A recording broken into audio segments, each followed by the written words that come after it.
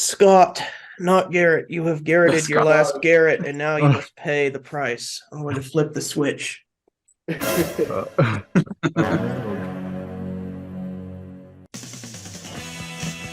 Welcome to Soundlab Studios. Soundlab Studios. That's the name I came up with because when I bought my guitar pedal board, I called it the Soundlab. We have lots of fun making music-related videos. Hey, start the album with your longest song and your biggest song.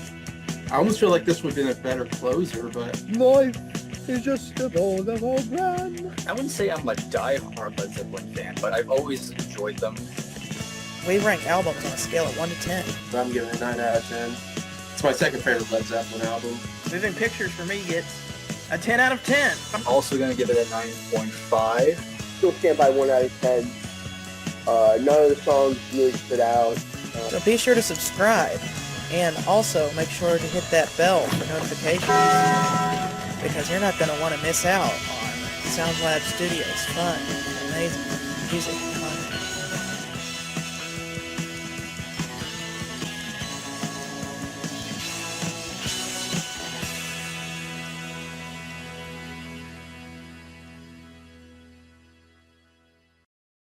Hey music fans, welcome back to Soundlab Studios. Today we are going to be reviewing an album that we have been planning on reviewing for a while now, but it is finally time to talk about Crosby, Stills, Nash and Young, Deja Vu. We have been planning this review since we finished the self-titled Crosby, Stills and Nash album way back earlier this spring, and so we've As you can see, the season's changed. yes.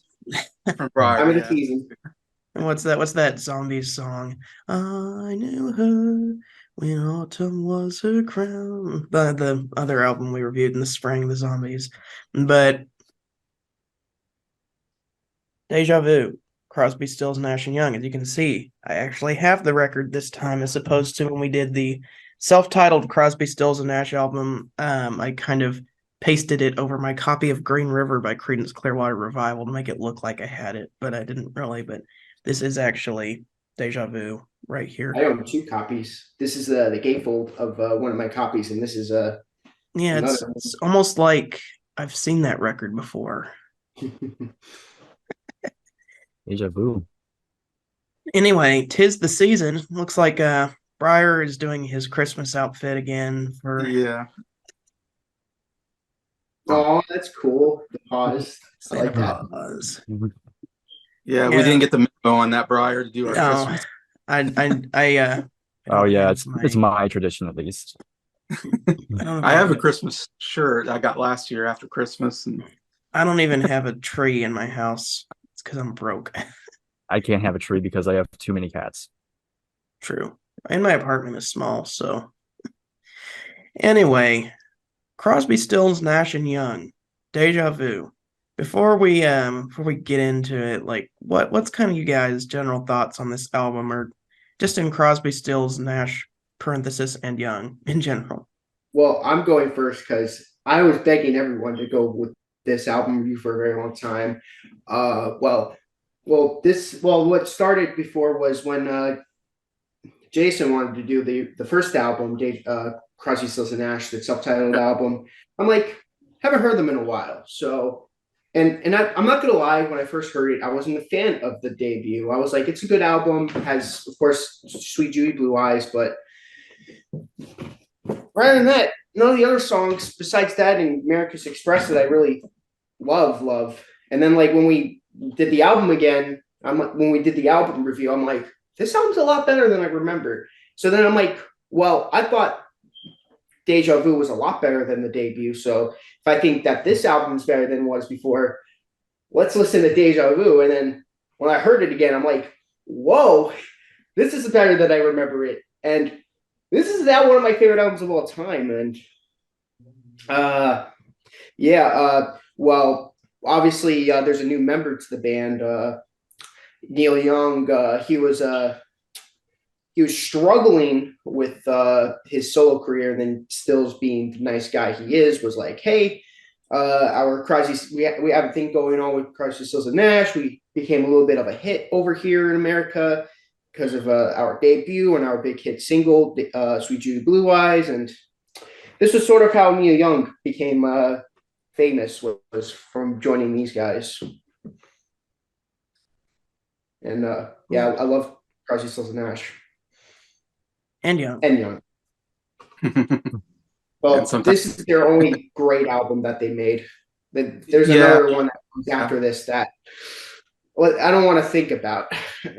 This is their last album. This is like their Layla. This is their first and last album. I don't want to think about what they made afterwards with him. Yeah, I really feel like Crosby, Stills, Nash is the core band, and Young was kind of like a guest or something that Bonus joined in. content. I don't know. Yeah, so he didn't do as much because Crosby, Stills, Nash made a couple more albums together, and Young didn't join those, so he was kind of a special guest or something. Yeah. Yeah, they did one in '77, and then they did one in '84, I believe. Mm-hmm. But those two albums are both great too. But I think this was them at their peak, in my opinion. Yeah, and this came out like a year after the first album, or Yeah, this is. I think this is their only album that came out like right after another. Like, I think the other albums that they made, like there was at least 2 years in between every other album release. This was like the only one that came out like the year after. Yeah, it's crazy that Crosby, Stills, Nash comes out in 1969. This comes out in 1970, and they're both amazing albums. Kind of like Led Zeppelin II coming out right after the first album. Actually, mere months Both after the the same- first Yeah, album. months. Or like, I'm trying to think of another where like you got your debut and then your next album comes out really quickly, and they're both really good. I can't think of anything right now, but I know there's other examples. Right, and the Beatles did that, of course. Oh yeah, no, the Oh, Beatles. yeah. The Beatles comes They out. did 2 a year. Yeah, Yeah, Please Me, and well, with the Beatles isn't quite as good as Please Me. And no, For But- me, it was the opposite with the Hollies. Like they made the very mediocre Stay with the Hollies, and they followed it up great with the Holly style in '64. So yeah, it was the opposite effect. Like the Beatles started off great, but Yeah. then their second album isn't as good. But the Hollies started off mediocre, and then their second album isn't as good. Is better. So it's weird. yeah. When you get Help and Rubber Soul in the same year, that's pretty good. yeah, If I can give my thoughts on the band, I'm a huge fan of Crosby, Stills, Nash, or Young at times, and I kind of became a fan back when I was a teenager when I saw VH1 used to do these lists, and Deja Vu was on like the 100 best albums of all time list or something like that, and Sweet Judy Blue Eyes was on like their 100 best songs or something anyways, and I didn't know the band at the time. I remember seeing those and going, what is this Deja Vu? What is this Sweet Judy Blue Eyes? And my dad was like, oh, this is, tell me about, the super group, Crosby, Stills, and Nash, where these members came off of other bands and formed a super group, and made these incredible albums, and they had these great harmonies and all this. And I was like, this sounds kind of interesting. Sounds like it's down my alley. So I remember I was at Walmart and I was looking through the CD section, and I found this on the CD so far, Crosby, Stills, and Nash, which is, and Joni Mitchell's must have put this together. I took a look at that. It looks like the best songs from their first two albums, as It well is. as both Yeah. sides of the Ohio single. Yeah, and Ohio's in there. But that was my introduction to Crosby, Stills, Nash and Young, was that compilation album, which was like, there's 5 songs off of Deja Vu and 4 songs off of Crosby, Stills, and Nash, and then you throw in Ohio and another song called Cost of Freedom. And it's The B-side of amazing. Ohio. Yeah, and it's an amazing compilation album that I fell in love with them right away when I was like, holy cow, this is like some of the greatest music I've ever heard. And I didn't know the albums that well. I just knew this compilation album I used to listen to. Anyways, and so I was already like a huge fan. Anyways, and so it was much later till I started actually listening to Deja Vu and Crosby, Stills, and Nash. And of course, I've talked about Crosby, Stills, and Nash in our last, I gave it a perfect score. And it was one of my favorite albums of all time. And this is not much farther from that album. This is another just absolutely amazing album that I've always loved.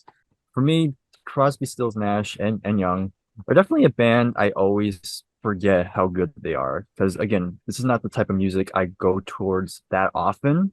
But when I'm in the right mood for it, it's usually a very good time. Because again, the musicianship, the harmonies is definitely the big standout of this group. So many great songs. And it was kind of nice to kind of go back to this album again because it's been a bit since I've heard it. And when we did the review for the debut, like again, a similar thing where I forgot how good it was until I listened to it again.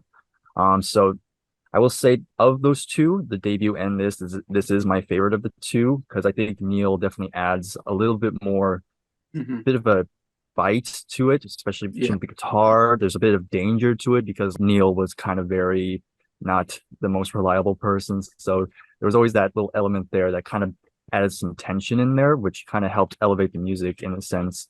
But yeah, overall, this was a very nice experience to listen to it again. And yeah, I'll have a lot of good things to say about this one. So that's all I have to say. Before I talk about what I think about the record, I think I've said this on Nick's channel, but I actually haven't ever said it on my own channel. You might be wondering why Scott has come up instead of Garrett. I'm going by my middle name now, Scott. I like my middle name better.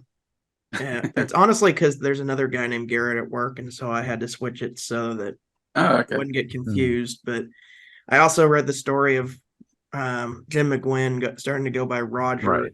Yeah. You just heard that I think someone told him if he changed his name to Roger, it was better luck or something like that. But I'm like, if Jim McGuinn can do it, then I can do it too. So yeah. I'm just gonna start. Yeah, Paul McCartney does the same thing. James McCartney. Yeah. But it's your Billy Joel thing. Yeah. But I would appreciate if you guys said Scott, but if Garrett comes out, I'm okay. And well, we'll find out. Okay. No, I'm being funny, but as for this album, you can tell it's going to be a special album because of the way it's packaged. This is like fake leather almost. And there's like a fancy black and white photograph pasted on the front of all the members of the band. You open it up and there's a huge gatefold with all of their pictures. Just judging by the packaging, like they say, don't judge a book by its cover, but if you were to judge this album by its cover, you know there's something special just because of there's kind of like an antique vibe going on with this album cover here, and I really like that. But the music inside, oh my goodness, so good. I need to make an update for the Crosby, Stills and Nash debut album. Whenever we did that review, I rewatched the review and I gave it an 8 out of 10. And now I'm thinking, what was I thinking? Crosby, Stills and Nash's debut album is going to get a 9.5 out of 10 now. Good. It's so much better than the first time I heard it. I have it on record now. My favorite song is still Sweet Judy Blue Eyes, but there's some other great stuff on there. Marrakesh Express, Wooden Ships, Helplessly Hoping. There's some absolutely amazing songs on that album. And I'm trying to debate if I like it better than Led Zeppelin's first album as my second favorite album of 1969 after The Great Abbey Road, which nothing can top that album. Except there's an album I heard recently that comes a little close to the edge. But the Yes album I listened to recently, it absolutely blew me away whenever I heard that. But another album that absolutely blew me away is Crosby, Stills, Nash and Young, Deja Vu. And I'm excited to get to talk about this album because I'm more recent to this album. I recently got a Walkman cassette player, and so I've taped this album on one of my fancy hi-fi cassettes. I got like a special audio file cassette, taped it on that, and I've been listening to this album quite a bit on there.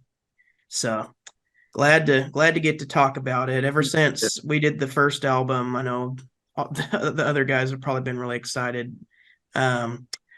Me going into it, I was like, oh, it's all right. It's time to listen to the next Crosby, Stills and Nash album. And then listen to it. It was like, okay, so maybe I should re-listen to the first album and see, and then I'll re-listen to the first album. It's like, okay.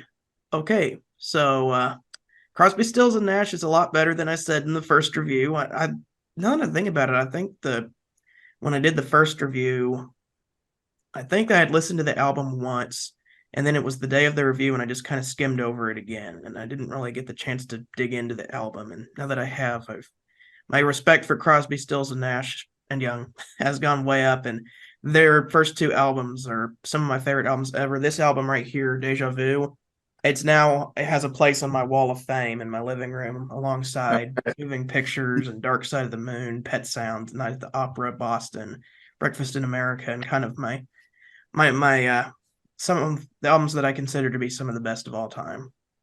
Maybe we could redo Crosby, Stills, and Nash when we get a chance to, like later. Maybe I would definitely. Well, the thing is, if we redo that though, the original video, we just had such fun making that first video. All right, well, before we get into this album, we got something we got to do. We got to do the background information. Background information.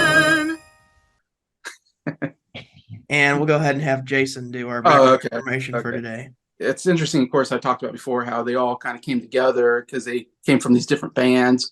Crosby gets kicked out of his band, the Byrds. Replaced by a horse. Yeah. Young basically quits Buffalo Springfield because he was unhappy there. He quits, and then Buffalo Springfield basically breaks up right after that. And so Stills is out of his band, Buffalo Springfield. And then Nash was the one that was in a really good band that was still flourishing, and he decided that I want something different and leaves that band. And an interesting kind of backstory is Crosby, after he got kicked out of the Byrds, he was kind of depressed about that, and he loved sailing. He had a big sailboat, and he loved going sailing anyways. And so he got on his boat and just went sailing because he didn't know what to do. He didn't know what his future was going to be. And he was sailing in Canada, and he came across Canada and like went into like a club or something. I don't know what you call it. And who's singing there is Joni Mitchell, who's this unknown Canadian singer. And he listens and said, hey, this lady has something, and talks to her and basically helps Joni. This is according to the book I read. And he helps Joni Mitchell come to America and get like a contract anyways. And so that's how Joni Mitchell gets into the whole thing. And so you got Crosby, Joni Mitchell, and like Stephen Stills hanging out in California, obviously doing a lot of drugs. So that's without saying. And writing songs and, just hanging out and writing songs and hanging out. And there were so many cool musicians just hanging out in California, like the Mamas and the Papas and lots of Lemon Spoonful, I think. You had all these stories. Clearwater Revival. Yeah. All these people hanging out in California. And anyways, and Nash comes in and, Nash, I don't know if he's sure what he's going to be doing either. He just quit his band. He got divorced. He left his country, decided I want to live in America and not in England. So he's coming to America without really not knowing what's going on. And so he's hanging out. Imagine them four hanging out. And all of a sudden they realize, oh, we sound really good together when we sing. And so then they form their Crosby, Stills, Nash, and they come out with the album. Of course, we're talking about 1969. Great album, huge hit. And then Neil Young at the same time was making Everybody Knows This Is Nowhere. It comes out, I believe, in 1969. So he's starting his solo career. And that was like his second album. And it's a really good album. So Neil Young looks like he has this really good solo career on his. And then, I can't remember exactly why, but somehow Neil Young, I don't know if it was him that approached Stills or what, and kind of was interested in being in the band. And Stills and Young had a history together for Buffalo Springfield. And there was some, tension there because Neil Young quit the group and Neil Young wasn't always reliable. Neil Young was known to just quit a group all of a sudden or he'd quit a tour. He did that a lot when he toured with Crosby, Stills, and Nash. He would just be like, I'm done with the tour. And he would just quit, which is not a good thing to do, because you're relying on that person. And so he's not the most reliable person. But Stills loved the idea of bringing in another guitar player. I think it took the load off of Stills because Stills was doing all the guitar playing, or doing all the electric guitar playing. He was also playing the piano on the records, and he would even play the bass and stuff on the records, but he was doing like everything. And so I think there was an idea of like Stills thought, oh, if I bring in Young, that'll take some of the guitar load off of me and give me opportunity to do more on other stuff. And plus, Neil Young is a great songwriter and singer. So it was a win-win situation. And so Stills kind of came over the idea of like, okay, let's bring Young in. And even Nash was not totally sure we should bring Young in, because he even was like, I don't know if we can rely on this guy. But Nash says that he had a talk with Young and said, these are my issues with you and my problems and what I'm afraid of you joining the band. And I guess they had a really good conversation, and Nash came away going, okay, he can join the band. So he joins in this is 1969, because they go to Woodstock, and Neil Young is not he's there, but he's not on the video, because he said, like, if a camera comes near him, he's basically going to kick the hammer down the guy's throat. He didn't want any footage of him on Woodstock. So you can't see Young in the Woodstock documentary, but there. That's like their second gig. Oh, wow. Together is at Woodstock, and it was a great performance. That's your second gig? Yeah. It's the second time they played together live. And yeah, and this is 1969. Then we get to 1970, and we come out with this album anyways, which that's where we are. Anyways, I just want to give a little backstory to the whole thing. I think it's very interesting how they all come together. And Joni Mitchell comes into play because she writes one of the songs on this album, and she was dating Nash at the time. So it's interesting how it all kind of integrates anyways. Yeah, the backstory is so cool because, we had four guys who have their own personalities and all that. Especially Graham Nash. When I read up and watched videos about how he left the Hollies, because he brought in what would become one of their best songs, America's Express. Yeah. Sort of like Maxwell Silverhammer, where every take was just not good enough for him, and then like the big breaking point for him was when they were like, hey, we want to do an album full of Dylan covers, and Graham Nash was like, no, just no. And then like he did backup vocals in Blowing in the Wind. There's a version out there with him doing backup vocals, and he heard it, like he heard it, and he was just like, while they were listening to it, he was just like, what is this Rat Pack, BS? This is like, this isn't what I want to do. This is, and then like, like you said, he figured out that like Crosby, Stills and Nash was his thing, and then like he was like, yeah, bye, Hollies. Yeah, goodbye.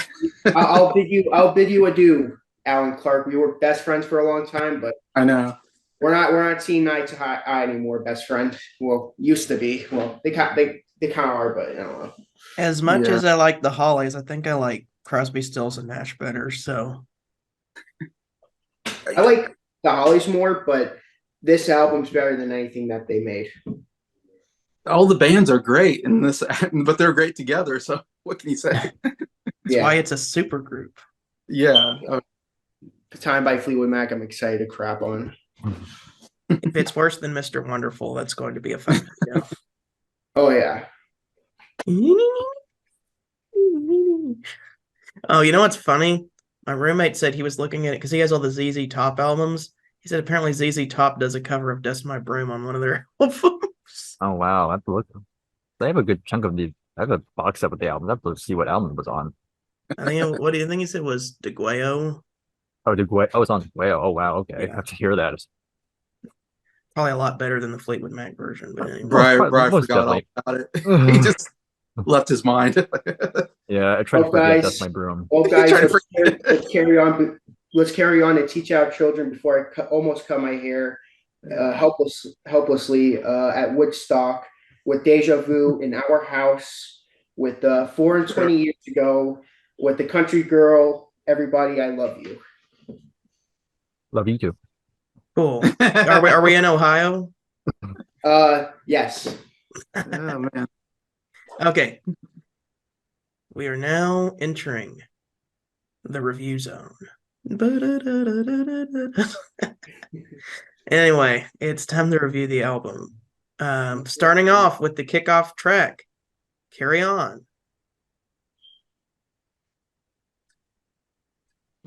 I'll let you guys go first. Okay. Can I go first then? Yes. Yeah. Okay. Man, what an amazing opener to this album. I can't think of a better opener here.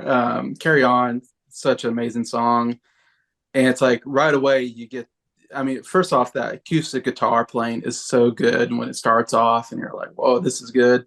And then they start off right away with those harmonies, and you're like, oh, this is exactly what I wanted out of this album, is when they start off with that.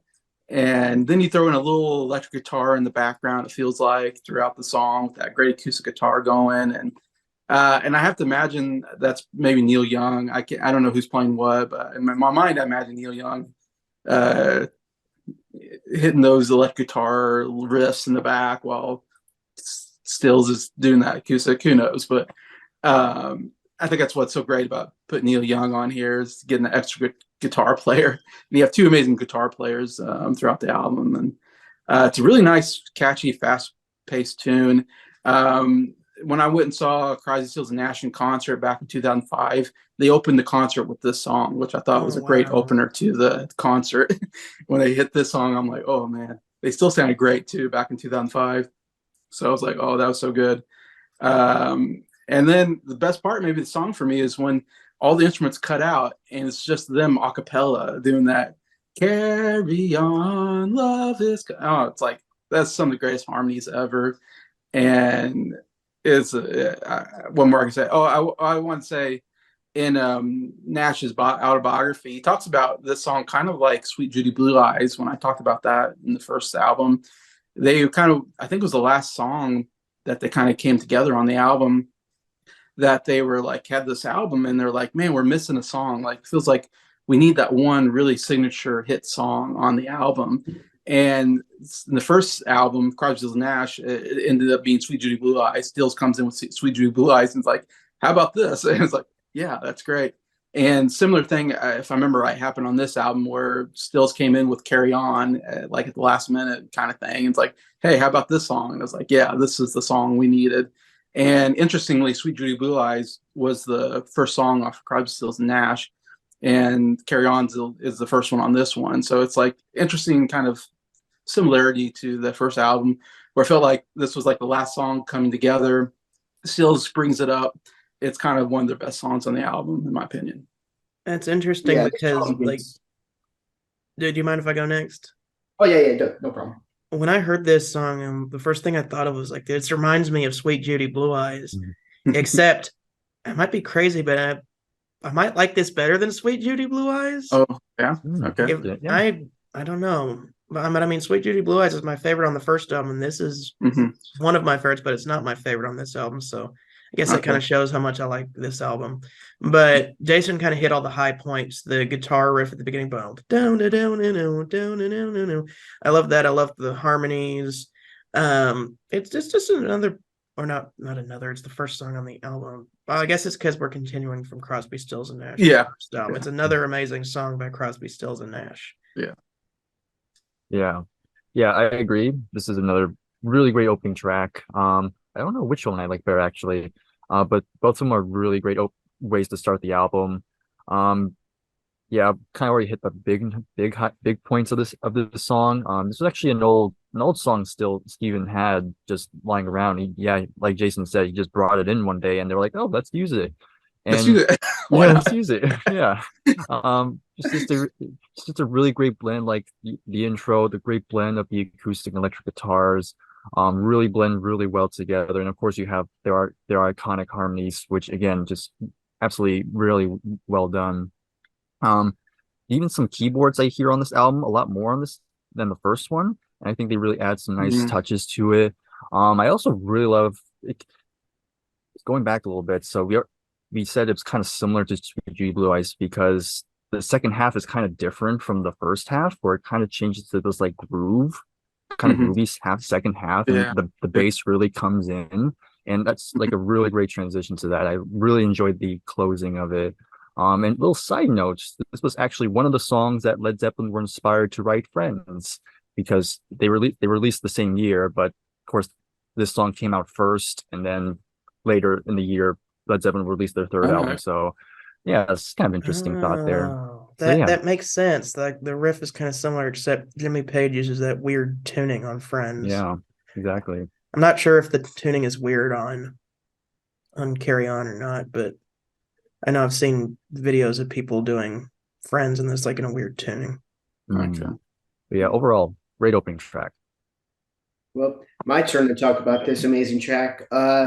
yeah, it starts off amazing. Love the guitar acoustic intro with it. I will agree with Garrett. This is, in my Scott. opinion, as an opener to Sweet Judy Blue Eyes. I'm not obviously I'm not trying to be different. I mean, if Garrett says it might possibly be Scott. better than Sweet Judy Blue Eyes, so I should tell you how great this song is. Not that, but very interesting fact, Jason, that this was kind of like the same vein as Sweet Judy Blue Eyes. That was sort of last minute. Didn't know that. I thought that's cool. Yeah. My favorite part, besides what Jason said, where everything cuts out and they're just like harmonizing, it's so great. But besides that, my favorite part's when it transitions. It's like do do do do. It just feels like I'm walking into like a diamond cave. It's just my imagination goes crazy with the song. Always does. Like every time I just think about them walking into a diamond cave, carrying on, like just like sort of exploring, like the beginning's like them on the beginning of their journey, and then like the middle is like them going into like a diamond cave, and then like just sort of like carrying on, picking out the diamonds. I don't know, just my imagination goes crazy with this song. Probably one of the reasons why it's one of my favorite songs on the album. Man, this song is so good. Harmonizing. I mean, this is how you do harmonizing. I mean, like in American Dream, they try shoving in your face, like here, like you love the harmony, so in your face in that album. But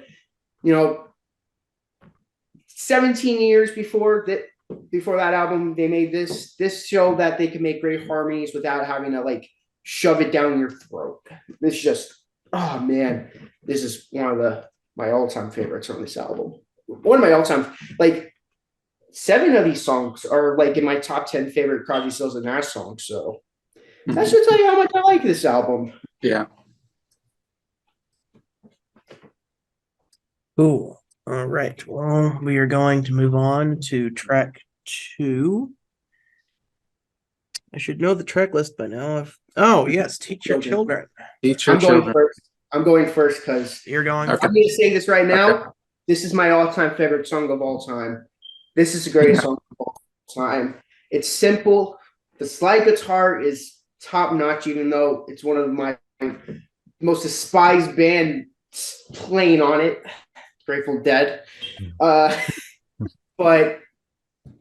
like separating it from there, the slide guitar playing is top-notch.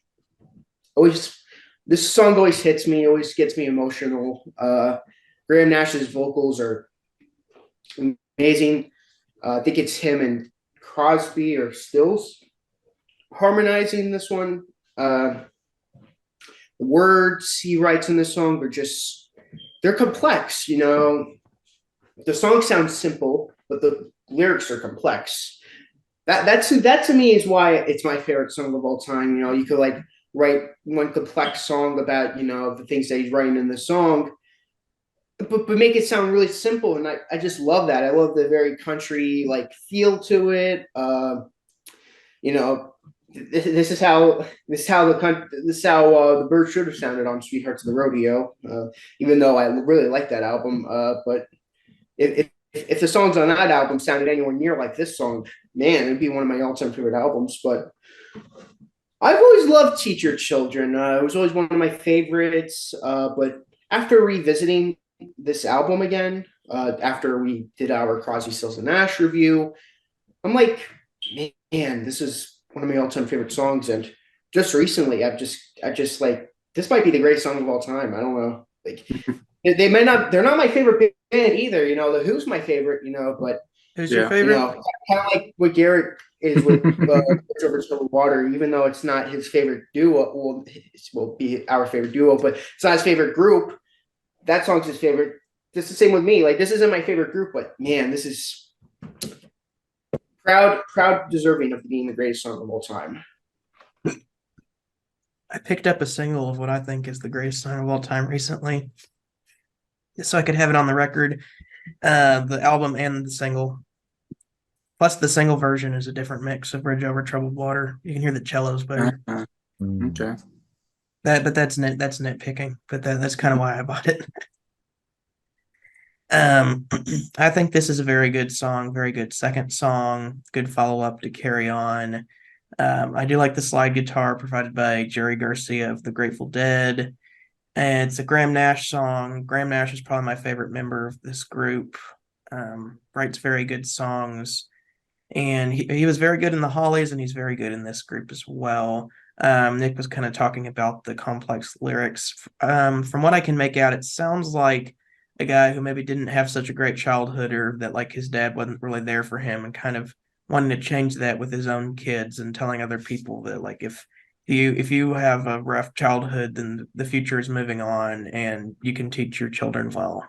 That's kind of what I take from the song. Maybe I'm wrong. I mean, maybe I need to listen to it more. But that's kind of what I understand the song to be about. Yeah, Nash didn't have the greatest relationship with his dad, from what I remember reading in his book. I don't want to say it was a terrible relationship. I don't think it was the greatest either, kind of thing. And I think they were on hard times in England at the time as well, growing up. But that could be. I wonder if he took that from his life as well. But maybe. I don't know. Yeah.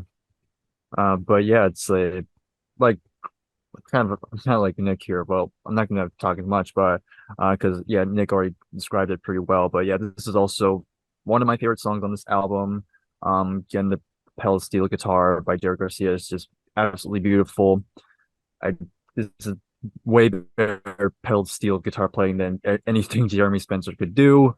But it's just sounds really great, and the harmony on this track is just so great, and it really elevates the lyrics here.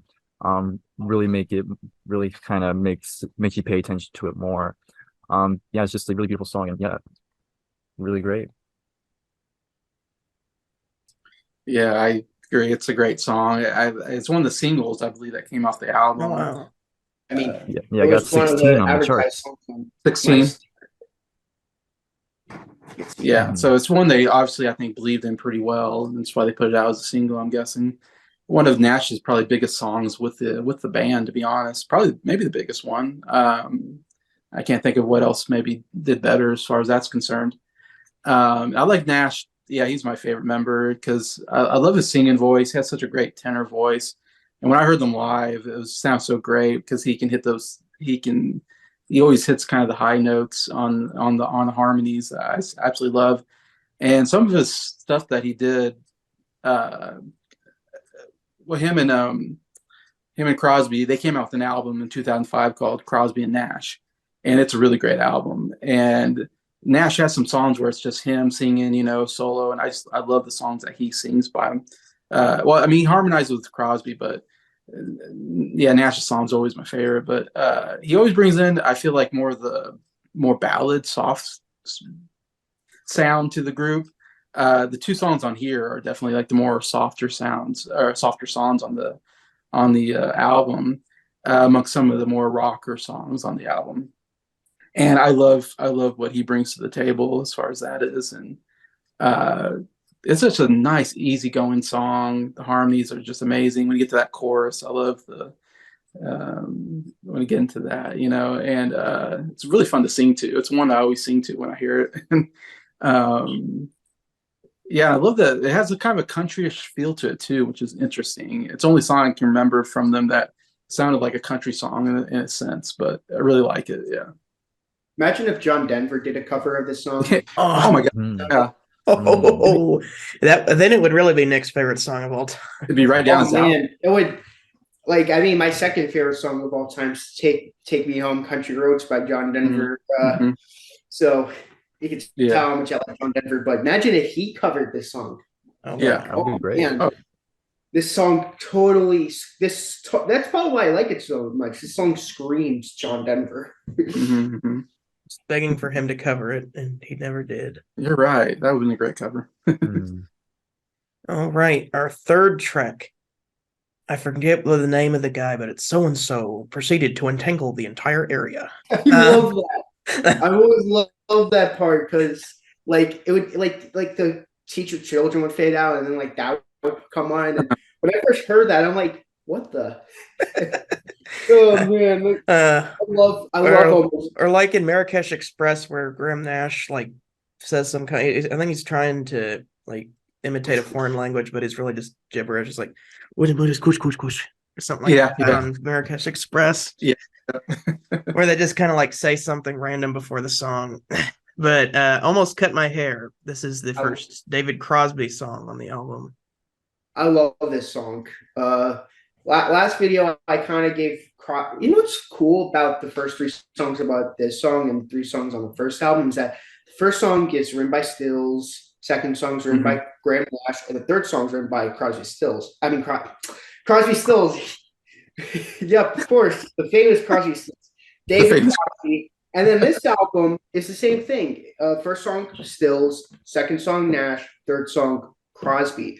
And I have to say, so far, each song is better than the respected order on the last album. And this song, I much prefer over Guinevere. I mean, don't get me wrong, Guinevere is a nice little soft song. It grew on me a lot. It's one of my favorites now off the debut. But, oh, man, Crosby's rocking vocals almost cut my hair.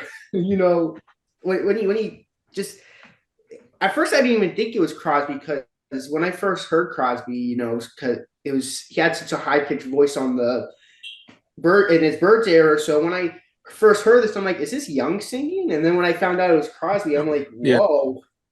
Yeah. And I thought John Entwistle's voice change in Face Dances was drastic. Like, you have him going high pitched on My Guardians, like, once upon a time. And it's just like, almost got my hair. You know, I just imagine them just having an absolute blast, both like them having like a good time playing this with the guitar playing and all that. But at the same time, I bet they're also laughing themselves while playing this, like, almost cut my hair just the other day. You know, it's just so goofy, but it works for Crosby. This is such a Crosby song, and it is. I gave him such a hard time on the last album, and even though I will say he's my least favorite on the last album, and I will say all four of these guys are playing at their absolute best, but even though he's still my least favorite on the album, I can't deny how awesome this song is.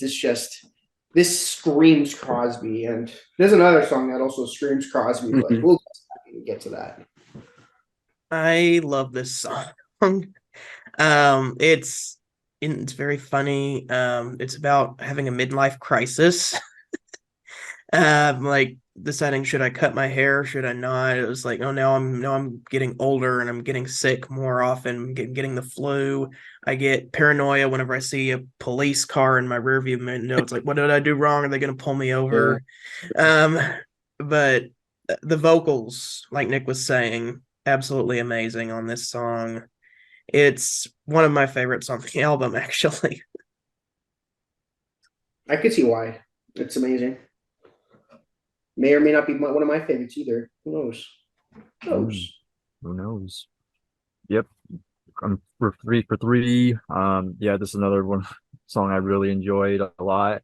Yeah, definitely one of my favorite songs by Crosby at this point. Yeah, just a really great rock song, really great guitar playing. You have Neil playing guitar here as well, and yeah, again, adding that extra bite that the song needs. Yeah, and just there's some great organ playing as well underneath. If you listen carefully, there's some really great organ playing that's really enjoyable. But yeah, it's just a great song, nice third song on this album. So yeah, nice highlight. Yeah, for me, Almost Cut My Hair has always been like my least favorite song off the album. And when I first heard this album, like that was the one song I was like, man, I do not like the song, and I would skip it. But then I was listening to this album to review this, and I was listening to it, and I was like, this is a good song. I don't know why I don't like it.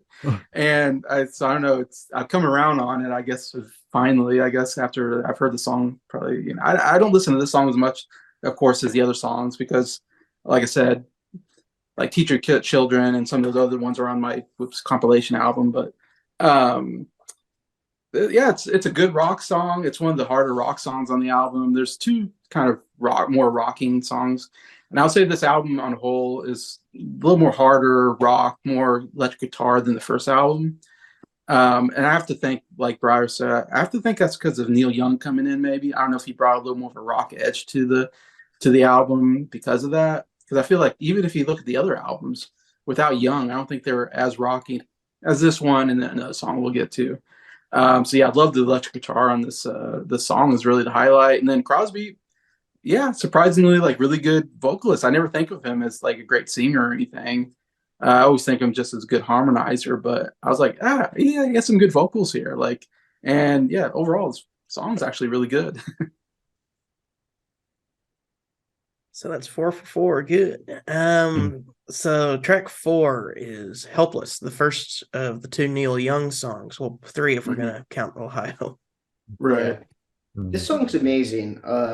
When I first heard this song, I was like, after a way Crosby started to screams at the end of Almost Coming Here, and then you just get the and I'm just like, wow, this is how you put together a track listing right here. And Yeah, you're right. in Ontario. Neil Young. That was a good impression, actually. You can't mistake. Big birds flying in the sky, casting shadows on our eyes. We're all under the free world. He just, whenever you hear his voice, It's so unique. I always love his voice. Yeah. Oh man, I always loved his voice. Always great. Always not only that, but the songs that he added to this album, the 2 that he did, like the ones that are officially on this album, always like big pluses to me. I always loved Helpless. I always loved one track that we're gonna be talking about later on. But yeah, this is what a beautiful song. Yeah, what a great song. I'm gonna have a kind of a different opinion. I still really like this song, but it's probably my least favorite on the album. Okay. And it's nothing against Neil Young or his voice. It's just I don't like it as much as some of the other stuff on this album, and especially as much as the other song Neil wrote on this album, which is absolutely incredible. But I don't know. But every time it gets to that one part though, where it says "big birds flying in the sky, casting shadows on our eyes," does anyone else? Does anyone else think it'd be funny if there was a meme where it played that and it shows like Big Bird from Sesame Street flying through the eyes, throwing shadows around everywhere, and it going on people's eyes? I don't know. That'd be funny. Just a funny thought. I'll think about it now. Yeah. Yeah. I'm never gonna look at Big Bird the same way again. Yeah. But That would be it's frightening if flying. That's for sure. Well, that's true. it's still good though. I still like it. It's just there are other songs on the album that I like better. Right. Yeah. Yeah, I agree. I agree with Nick more. I definitely enjoy the song. It didn't quite make the top 5, but it got close. But yeah, it's just a really great song by Neil. Really good vocal performance. I've always enjoyed his voice. Again, you can't really mistake his voice for anybody else. Yeah. It just sticks out like a not a sore thumb, but a good thumb, a green thumb. But yeah, just a lovely chorus to it. And then the piano really, again, the piano on the track sounds really great, and it's just like just keeps a nice steady beat throughout. Again, it's a nice. This whole album has a lot of great variety. Like we have the more slower, more kind of ballady type of things, but then you have the more rock stuff. So you have a good variety, and it's because you have the 4 of them contributing and giving different styles and different songs. So yeah, this definitely makes this album a great listening experience. So yeah, I enjoy Helpless. I think it's a good song as well. I always thought it was a cool like contrast to what he was doing with Buffalo Springfield. Like you have a song like Mr. Soul opening up their second album, like "Well, Mr. Soul, I dropped by to pick up a reason." Like, yeah, I've always loved Mr. Soul, and I've always loved Helpless. I need to really listen to. He's the person I need to deep dive really badly because everything he's done, like same with Clapton, him and Clapton, everything they touched turns to gold to me. Well, some people say a lot of Neil's 80s stuff are not that good. well, later on, I'm saying like earlier in his career, American like Dream, Springfield, American Dream. not even. He went through some hard times.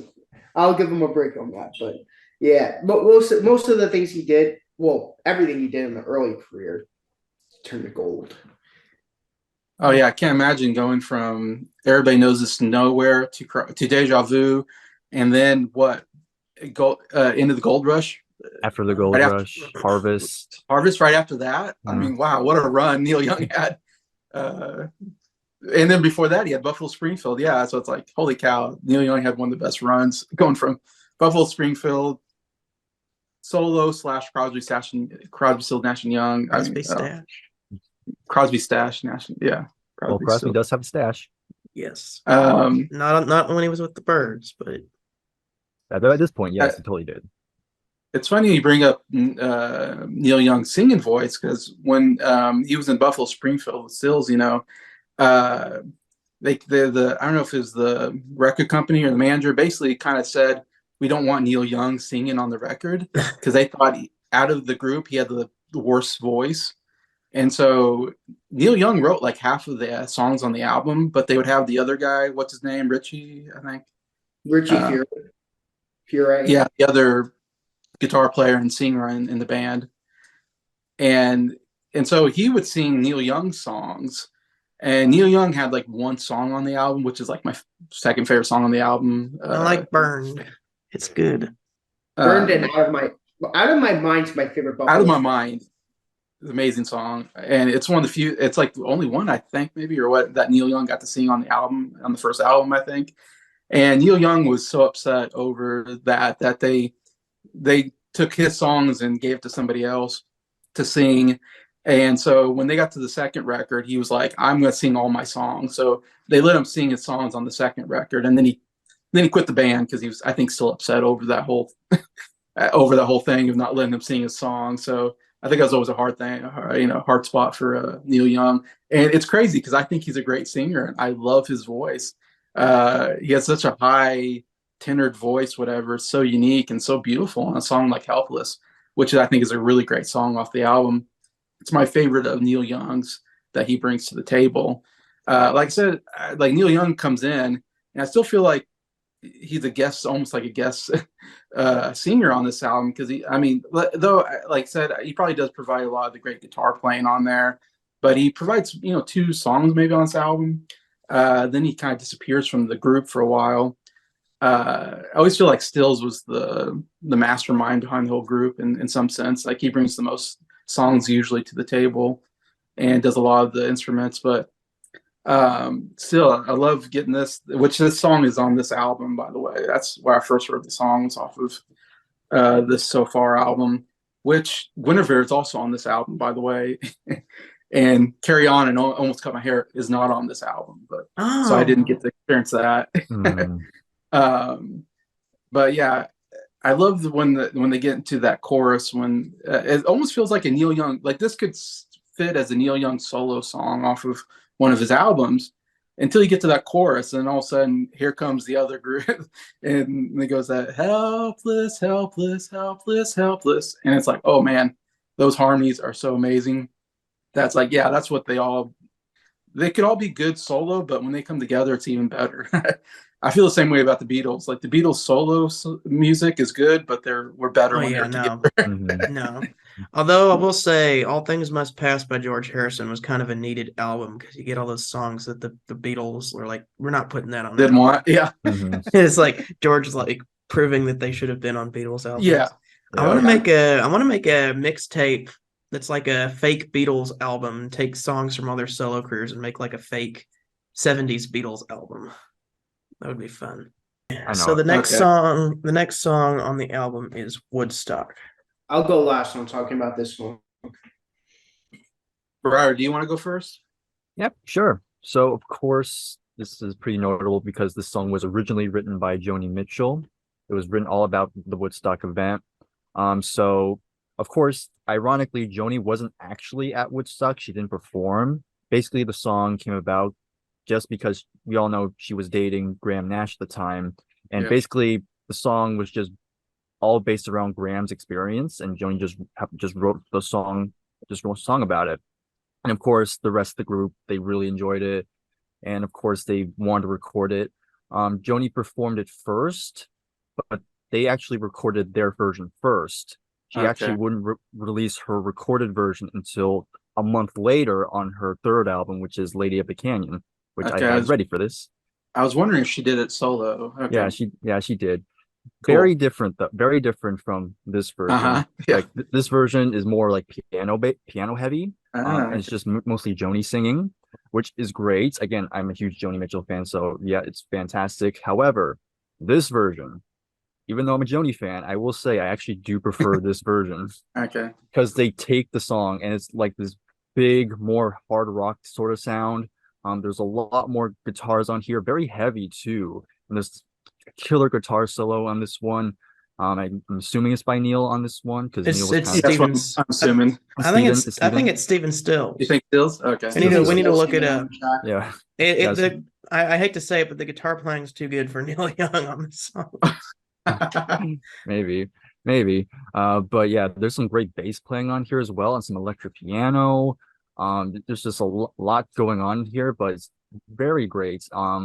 Little side note I found out is that very early on in the recording of the song, like it wasn't even finished yet, but apparently Jimi Hendrix actually came in to kind of play a little bit on it. Eesh. And ironically, he didn't play guitar, he played bass, but you can find the version of him on it. You can find on YouTube somewhere, but it's interesting. Oh, wow. But little side note. That is interesting. This is one of my favorite songs on the album. This is absolutely amazing. I love the guitar on here, the harmonies, the part where it's kind of the call and response where Stephen Stills is like, "We are stardust, we are golden," and in the background like stardust. Oh yeah. Golden, and then they all come in. We got to get ourselves back to the garden. Well, funny story. I heard this song at a Chili's. They were playing it the day that we were like originally scheduled to do this review. And then I was like, what? Like, I'm going to be reviewing this album eventually. And there's the song. I just thought that was really weird that like when I was really listening to this album at Chili's, here's Woodstock. But it's an absolutely amazing song. One of the best here on the album. Yeah, it's the best rock song I think on the album. I said like this and Almost Cut My Hair are the two kind of rock songs I would say, more a little heavier on the guitar than you normally get out of like the first album. I don't think had any song kind of like this hard on as far as that's concerned, which is kind of cool. Bring something new to the table, and I believe Stephen Stills is doing the lead singing here, and he does a really good job. And then that chorus is what really gets it together with all the harmonies coming in and the background singing and all that, and then the electric guitar comes in with this thing, little solo thing in there. It's interesting, written by Joni Mitchell, and they were at Woodstock, of course. So it's about kind of the experience. It sounds like it's kind of like the experience of Woodstock is like being this great thing. Mm-hmm. I don't know. It seems like it was kind of miserable being there in some senses. Like it was kind of muddy, I think. And of course, most people didn't care because they were all high. Yeah, I think it was about the idea of Woodstock more than the actual experience, because they're like equating it to the Garden of Eden or something. Then you gotta get there, and it's gonna be paradise, and it's gonna have like all the stars are gonna turn into butterflies or whatever. And then when you get there, it's actually a teenage wasteland. Mm-hmm. Yeah, I don't know if it's glamorous, but this song makes it sound very glamorous, which is kind of interesting. And it makes sense from their perspective. I mean, there's so many great artists, of course, that came across that stage. And, it's 1969. It's like the summer of love, a time period of the hippies are really out there, and, love, and all that. So it's definitely interesting in that perspective. I think John Denver has a song about wishing he was at Woodstock, because John Denver, of course, was not at Woodstock, but maybe Nick, I don't know if Nick's ever heard. I thought he had a song maybe about wishing he was at Woodstock, but it's kind of interesting, kind of a different. Which one it was. I listened to all his 70s albums. Yeah. There must have been at least one of them that I only listened to all of his albums once so far. Yeah. There are a few that I listened to more than once, so I'll try to look for that one next time whichever album has it. I'll try to pay attention for that. I'm pretty sure. I remember John Denver talking about he wished he was at Woodstock and all that. But anyways, I mean, we're doing a deep dive on him Yeah. at some point, doing all of his albums, so we're definitely gonna get to that one album that has that song. Yeah. All right, you Nick. Okay, I'm very excited to talk about this one. I did the research. Neil Young does the guitar work on this song. Really? Yep. Okay. I'm wrong. Does. Yeah. It might have sounded like Steven Seals, and I actually thought that too. But yeah, I looked it up. It's Neil Young on guitar. I think he does the organs on this track. Steven Stills. I could be wrong. Yeah. Good. But yeah, this song's epic. So far we're all sort of 4-on-4 on how much we like the songs on the album. I don't think there's gonna be a single weak song on this album, or at least I don't think we're gonna think there's any weak songs on this album that I think of. Yeah, this is one hell of a way to end off the first side. You know, after that beautiful song that Neil Young brings onto the table, and he's like, you know, when I heard revisit this album, like, how are they gonna top this first side? Like, how are they gonna do it? You know, you have It's a Carry good On. first side. You're right. Yeah. You have Teach Your Children, Almost Cut My Hair, Helpless in Woodstock on one side. Mm-hmm. I mean, Yeah. I will say, well, probably because as a bias, because that's my favorite song of all time on it. It didn't. Mm-hmm. It just barely didn't top it off, but yeah, this is one hell of a way to start off an album. This first side. You know what that means? It's time to flip the record over. Flip the record over. All right. Oh, I just use the. Oh, now they're in Australia. Playing down under. All right. So the second side opens up. Title track. Deja Vu. Yeah. Title track. Yeah. I'll go first. When I first heard this song with the I'm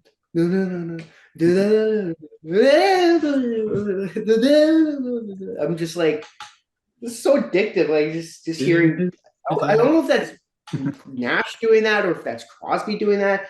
Yeah. Who the heck is doing that? But I always like, this is so amusing. It's like. It's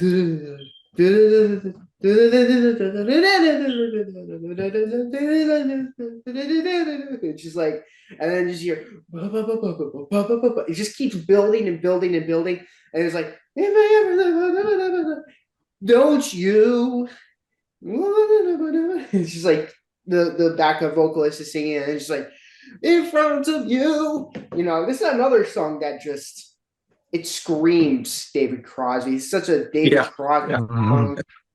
This reminds me of something that was on, the debut album. Like, this sounds like something that would have been like. This reminds me of like Wooden Chips almost. Mm-hmm. I mean that in the most complimentary way possible. Yeah. Because that's one of the best songs on that album, Wooden Chips. But like, if I ever been here before, I would probably know what to do. It's just like I love the way that they do the beginning part so fast. The guitar playing's amazing. Don't know who did the guitar work on this song. If I had Crosby did the guitar work on this song. Great guitar work. But yeah, and that's only the beginning of the song. The rest of the song is just as good. Slows down. It's just like having Crosby sing. In my humble opinion, this is Crosby at his peak, both from the Birds to this. Yes. These two songs and the songs some of the songs he did on Crosby, Stills and Nash. I don't think Crosby's getting any better than this. My opinion. I don't know if Jason thinks I'm crazy for saying that or if he agrees with me. I agree. Okay, good. But yeah, this is Crosby at his peak. I mean, not that it's a bad thing that I'm saying this is him at his peak, but man, I feel like Crosby really had his was really putting his heart and soul into these two songs on this album specifically. Mm-hmm. Especially this song, you know. I mean, it's the title track, for crying out loud. I mean, that's how good the song is. If you're naming the album after it, then that should prove how good the song is if it's the title track. Deja Vu and other assorted Crosby, Stills, and Nash songs. Yeah. I love this song. It is absolutely incredible. My favorite part is the beginning where it's like doom doom doom doom doom, and then they come in like with the if I had ever been here before I would totally know what to do. Don't you? I mean, I like I love the that part about Gary where like do you guys know who's doing that beginning part? It was like it's like sort of like I at first I thought it was don't. great. Right, and then they're like 1, 2, yeah, 1, 2, 3. like now we're gonna start the If song. I have ever been here before, They had way too much fun making this album. Like I feel like they had just as much fun making this album as we were making the Crosby, Stills and Nash review. They were just, I know they were smiling while making a lot of these songs. They were just like, if they weren't smiling while making this, I don't know how they weren't. They just sound like they're having fun. This is why I love this album and Tattoo by Rolling Stones. I love when I feel like they're having a good time while making. I just love when it feels like there's a positive energy. Like I just feel like some records, like the White Album and like Butterfly by the Hollies, I could just feel sort of like a negative energy. Like they don't want to record with each other. They seem miserable. They hate each other. Rumors. But like Rumors.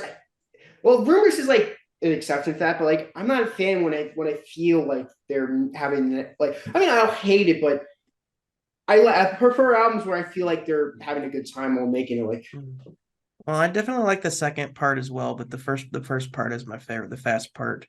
Mm-hmm. But that's my favorite part of the song too. I do like the slow part though, especially whenever they go like, "We have all been here before." Yeah, the harmonies on that are amazing. So good. Yeah, this song is so good. I keep saying it, but man, if you haven't listened to this album, go listen to it. Why are you watching this review? I mean, why are you watching it if you haven't listened to it? Give Garrett like and subscribe and all that, but give this album a review, for crying out loud. Give it a listen. Come on.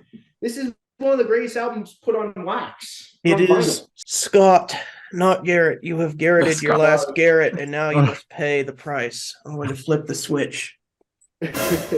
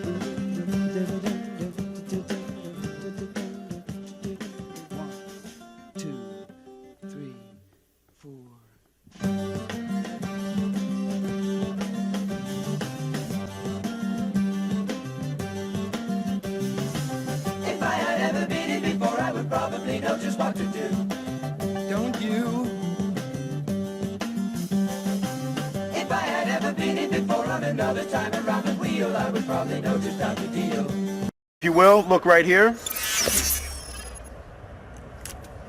All right, there we go. You have just been punished, and you don't know what I did because I erased your memory, but you'll find out when you rewatch the video. Yeah.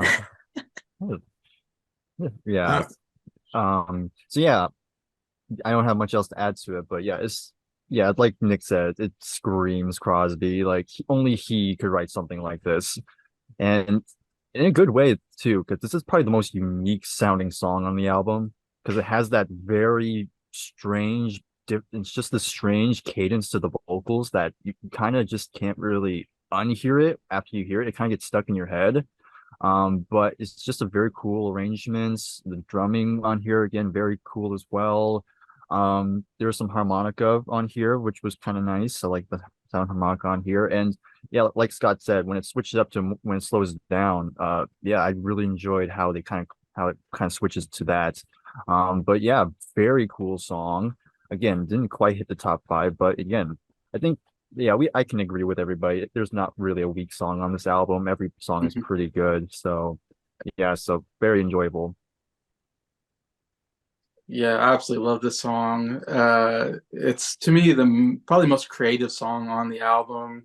Uh, I think it's such, and maybe one most creative song since like I would agree with like what Nick said about Wooden Ships. It reminds me of Wooden Ships on the creativity part.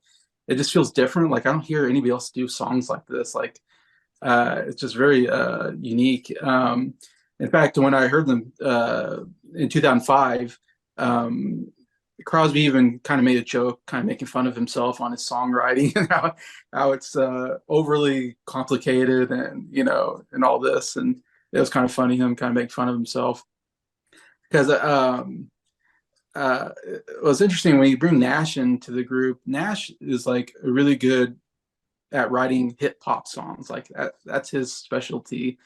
And when Nash met Crosby and like Stills, he was amazed by how they write their songs and how more complicated they were than what he was writing. And Stills really like wanted to, or not Stills, sorry, Nash really wanted to up his writing style, to match Stills and like Crosby, what they were doing, which I thought was kind of interesting. And kind of the reason why I think he wanted to leave the Hollies, he wanted to do something a little more adventurous, something more complicated. He wanted to, expand his writing style, I guess, in a sense, which I thought was kind of cool. But when I think about this song, I feel like there's there's a normal song structure that everybody goes by. You go verse, chorus, bridge, chorus. That's kind of yours. And they basically took the rules and just threw them out the window. And it's like, we're going to do something completely different on this song. It's not going to follow any kind of song structure that you've ever heard before. And it's still somehow amazing. Like that beginning part, I always find it funny because it's like you just heard them in rehearsal. It's like we're just rehearsing and then we're not really even starting the song yet. And then all of a sudden, we go to the 1, 2, 3, 4, and all of a sudden it's like, da da da da da da da da da da, and you're like, oh, now the song's starting. Like I don't know what I was listening to before. It seemed like the intro had nothing to do with the song, but yet it was kind of cool how they did that. Like I said, it's just so unique and creative, I think, of a way to do a song. And I also love how it does different tempo changes, different melodies thrown in there. It reminds me a little bit like Sweet Judy Blue Eyes or Wooden Ships, how they they don't do the same. They just change stuff around. And yeah, it's a great song. All right. Another fantastic song, this record. The next song, track 2 on the second side, is Our House, the other Graham Nash song.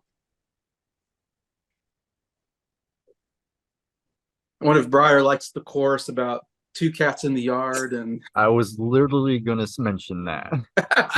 Yeah, that's one of my favorite lyrics too. And Nick would like that too. It's perfect timing. We're doing there's a song with cats in it because I'm wearing a sweater with a giant cat on it. I might have to throw in all my cat pictures. Well, I gotta send a picture of each of my cats, like a picture of each of them to show that I too am a cat person. Right. Yeah. Nick too. So I like that. Yeah, 2 cats in the yard. I'll get dogs, but it was cats. Yeah. I guess I'll go first. Yeah. Oh my God, what a beautiful song this is. I mean, when Graham Nash starts the song with "I'll light the fire, you taste the honest," it's just like the way he just opens it up with that beautiful vocal of his. I mean, I'm gonna make it no secret, he's also my favorite member of this band. So we're 3 for 3 on that. I mean, Scott was very generous. David Crosby, in this case, was generous enough to give me his name because he knows I'm the biggest Holly fan out of all of you guys, and that's his original band. So it's an honor to be Graham Nash. For this let me tell you something. I almost cut my hair today. Yep, Scott almost cut his hair. Didn't, and I wonder why. And I'm Neil Jason, Young, so I'm Jason- quitting this live. I'm quitting this chat right yeah, now. you quit all of a sudden out of nowhere. Yep. Come on. It's not going to Breyer's plan, so he's just gonna leave. Don't do that, Bryan. Oh, That's funny. yeah, I was gonna leave. I was gonna leave, then come back. So Wait, Oh my Neil God. Young, come back. Your picture is gone. You left. You just left. Oh no! I guess Where'd he Casper go? Crosby. you just hear my Again. distant voice in the background. Neil Young, come back. He's gonna go off to make other famous reviews. Please, Yeah, he's gonna do some solo we're work. helpless. We're helpless. Come back, Neil. Yep. But yeah, while Bryer is quitting the stream as Neil Young, Stephen Stills, Jason is carrying on in Woodstock, while David Crosby, as in Scott, is almost cutting his hair with the deja vu that he's thinking of. Well, I am teaching my children in our house. Yeah, this is a great song. I know this. I knew this was going to be one of Jason's favorites. I just knew it was going to be. It's one of my favorites, though. When I first heard the song, like way back then, I'm like, "Wow, this is great." And then when I revisit this album, I'm like, "Wow, this is really great." So, I love Graham Nash. He was very consistent. He made some of the best songs ever: Teach Your Children, Our House, King Mice in Reverse, On a Carousel. So I'm gonna make it no secret, he's one of my favorite band members of all time. Yeah, I agree. This is also one of my favorites on this Oh, you're album. back? Yeah, I'm back. Oh, he came back for the American Yeah. Dream. Yeah, I made it just in time for that. I made a promise. But first, he's got to write the Ohio single. Well, gotta do that first.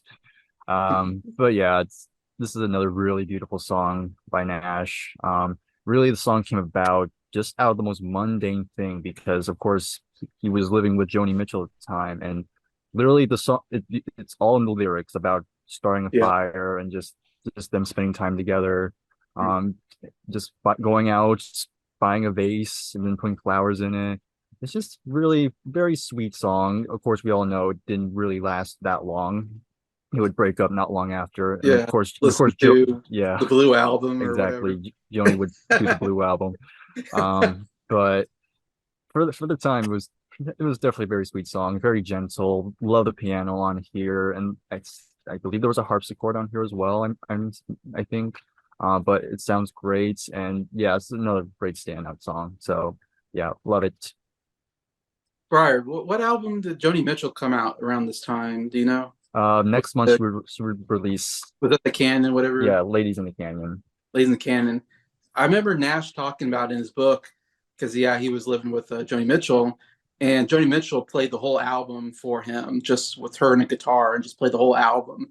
And Nash got to hear the album first, just right from Joni Mitchell live. Wow. And I was like, that's so cool that you know that's what you get when you're dating a famous musician and you get to hear their great stuff before everybody else. And you know, you're making me upset that that it didn't last, because I really like the song. Yeah. And like for me, it kind of like, even taking it aside, kind of just elicits pictures of a young couple. Maybe it's a newly married couple, but I know it's not, because it's Graham Nash and Joni Mitchell, but it could, in a sense, like getting their first house and like getting the house ready, buying a vase and lighting a fire, getting cats and stuff, like settling into your first house. And I love this song. This song is not just one of the best on the albums, but one of the best songs I've ever heard, period. And oh my goodness, it also gives off strong Zombies vibes, honestly, kind of sort of like Odyssey and Oracle, kind of the Baroque pop kind of thing. And I'm a really big fan of that kind of genre of music. Whenever you kind of take some classically inspired music and then turn it into a pop song, I love that. This song, I just cannot stress how much I like this song. It's just absolutely fantastic. I agree. It's the most beautiful song on the album. I love the piano, and even at the beginning, and then it kind of picks up the piano part. I love all that. And Nash, of course, great vocals on here. Yeah, from what I remember, yeah, he was like out shopping, I think, with Joni Mitchell, and he bought a vase to put flowers in. And that's where he kind of, when he got home, he started writing this song, after they were out shopping or whatever, and he bought this vase and he started writing this beautiful song. And it's like, oh my gosh, it's one of the most beautiful, sweet songs, I think, on the album, and that he wrote. And I love the chorus. Like our house is a very, very, very fine house. Where two cats in the yard. Life used to be so hard. And I think the best line is that line, everything used to be so hard, but now it's easy because of you. Like, that's such a sweet lyric that I kind of, can, I understand a little bit because I'm married, and so I kind of get that, life is easier when you have someone you love with you. When you come home from a hard day's work and you have somebody you go home to, it is nice. That is a nice part of life. So it's been a hard day's night. I've been working. I've had hard days like nights.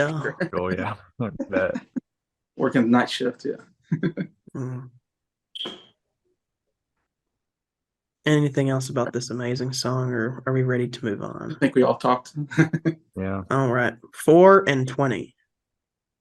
This song is so haunting. When I first heard this song, after listening to the first 7 songs on the album, I'm like, this is just amazing. And then listening to this song, I'm just like, whoa. When Stephen Stills, it's just kind of just Stephen Stills on the guitar, acoustic guitar, and it's haunting. It's beautiful.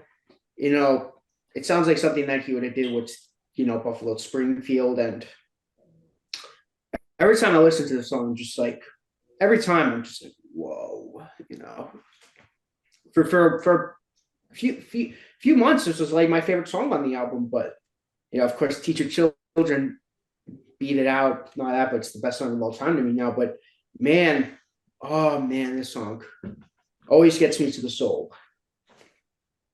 Very different vibe on this song than the last song. Last song, you got the happy couple. This song, you got the young guy. He's 24 years old, which is really haunting to me because I'm 24. But he's 24. He's got a kid, and he can't really make ends meet with his job. He's having trouble finding a job. He has to work like the Dickens or whatever they say just to make ends meet, and he doesn't want to be a salesman, and he's kind of finding it difficult to get through life and kind of having to navigate the difficult troubles of being young and financially providing for yourself. So very different vibe than the last song. I really like the sequencing of this album is absolutely perfect. If they switched any of these songs around, the order they have this in is absolutely perfect. Yeah, it's almost like a Beatle record with the sequencing. It's almost like the Beatles went into the studio and sequenced it for them. Because the first album had a good sequencing on it. Don't get me wrong, it was good, but this album, yeah, perfect. I think Bryer's close to the same age as well. Yeah, I'm 24. So. Taken. Luckily, I don't have a kid, so I'm good there. There's a person who I watch on YouTube. She's also 24 years old. So yeah, a lot of people getting into music are 24 years old. I am not 24. I'm 24, but I have not had the Our House moment, and I've not had the 4 and 20 moment either. Some of it, some of the financial, trying to find a job stuff. I can understand that, but yeah, that's crazy though. We're still not even done talking about the album. We're 10 minutes before the 3 minutes. We'll finish this up first. Yeah. For me, very different vibe. It's just Stephen Stills. It's no harmonies at all. It's just him singing and it's just him on acoustic guitar. And that I still really enjoy it too. again, this is kind of where the storytelling is really taking center stage. You really have to pay attention to the lyrics, and Scott already went through all the lyrics, and yeah, matches the song perfectly with how haunting, how simple it is. But yeah, it's really good stuff. I read a couple of things is that this was originally supposed to be for like a Stephen Stills solo album. Of course, it ended up here, but it's kind of That makes interesting. sense. Yeah. What do you And guys prefer though? Because there's two songs. There's Lady of the Island that Graham Nash does on his own with the acoustic guitar, and then there's this song. What do you guys prefer of the two? Lady of the Island. That's my second favorite song on the first Crosby, Stills and Nash yeah, album. Uh-huh. I'd probably say yeah. that. Yeah, I probably agree with that. But yeah, it's a pretty good song. I enjoy it quite a bit. And side note, this was actually reportedly recorded in one take, so that's cool. Cool. Jeez. Even though I it's- prefer Graham Nash most of the time, I'd actually prefer this song over Lady of the Island. I prefer this song. Yeah. Okay. It's such a nice number. I wish it was a minute longer, to be honest. Like it's only like a little over 2 minutes. That's what I like about it. It leaves you wanting Oh, really? more. It leaves you wanting more. And it leaves you off on a haunting note, and you're like, oh. Yeah, that could be. I mean, I like the song a lot. I just like it so much. I wish there was more of it because I think it's a really nice acoustic number. It's definitely down my alley. I love this type of music, more of a singer-songwriter, acoustic guitar type. Interesting that there's no like harmonies on this. It's like maybe the only one that doesn't have harmonies on it, which is it just feels like a Stephen Stills solo song that came on the album, but is really good. I really enjoy it. Imagine this is another one where I'm like, imagine if like John Denver did this one. This is another. Oh yeah, you could do this too. Yeah. Like 100%. yeah, imagine like him just not like that, but I think my favorite John Denver songs are usually the ones that are really slower. I love the slow songs. He would have did a great cover of this song. John Denver sings Crosby, Stills, Nash and Young or something like that. Oh yeah, Carry On Covers all of their hits. I can't imagine him doing Almost Cut My Hair though. No. That would be so weird. Oh boy. Yeah. Almost cut my hair. Happened Sweet just the People other Eyes. day.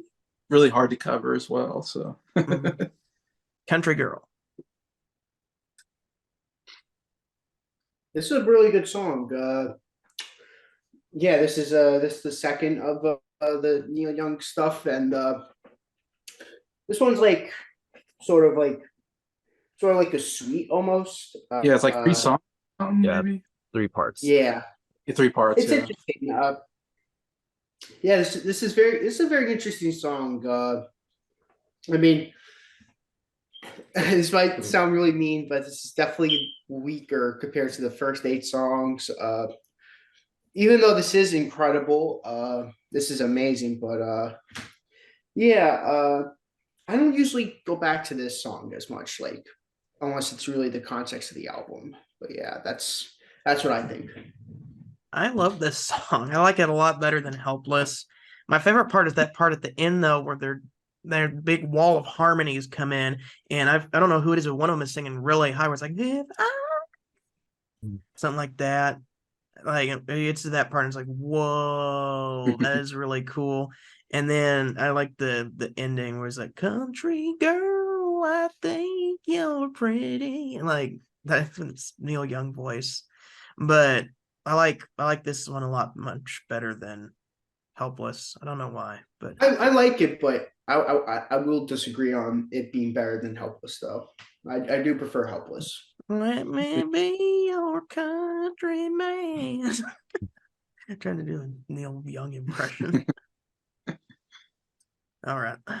I don't have a lot to say on this song because it's not one I listen to a lot, and that's because it's not on Spotify, so I couldn't re-listen to this song. To there's 4 songs on the album. Yeah. There's 4 songs on the album that are on Spotify, so I wasn't able to re-listen to those songs before the stream. Listen to the record. Yeah, luckily I have the record, so I listened to it like a month ago because I think we were going to do this video like a month ago or something like that, and then we weren't able to do it. So I did like all my research like a month ago, and I listened to my record on it, and I remember coming up to the song and thinking, I don't remember much about this song, and I thought it might be like one of the weaker songs on the album, and then I got to it and I was like, it's still a really good song. Like I was like, wow, there's like, I thought, okay, we got all through the good stuff. Now the last two songs are going to be like the weak parts of the album, and it's going to be, anyways, my least favorite part. And then I got to them, I'm like, wait a minute, these are good too. Like there is not a bad song on this album. They did, just a great job. But I don't have much to say. To be honest, I'm gonna say the same thing about the last song.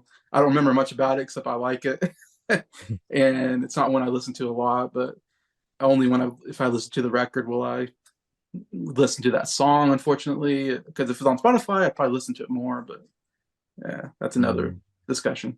Yeah. For me, yeah, I also really enjoy this one. I think this is a really great way to close out the album. Yeah, this was all by Neil. There's 3 parts to this, and each part like very cool what's going on. I mean, the first part is kind of, you have the keyboards and piano. It has this very almost brooding vibe to it. Like it's kind of, I don't know, it kind of has a different feel to it. But then part 2 kind of becomes more uplifting. There's a lot more harmonies in here. The keyboards again are very good on this one. Then part 3, you have a great conclusion. You have the harmonica as well on here, and yeah, I just think it's a really great song, and yeah, I really enjoy it. Another good highlight, I think. Actually, did I say it was a closing song? No, it's not the closing song. You said that, but yeah, no. So ignore what I just said there, or cut it out. I don't care. But it's Neil Young's closing song, I guess. Yeah. I guess this is last song. So yeah. Of course, Neil Young would say that this would be the closing song. Yeah. Yeah. He's gonna close the album and then he's gonna leave. Yeah, exactly. And then he left, and they did another one when he was gone. Yeah. Not my brightest moments there. But yeah, good song. Don't worry, Neil Young. I made a song about the Japanese and about the Vietnamese, and that was also not a strong moment of mine either. I don't think it was the only person here that actually was halfway decent on that album was David Crosby. So hats off to David Crosby on their worst album.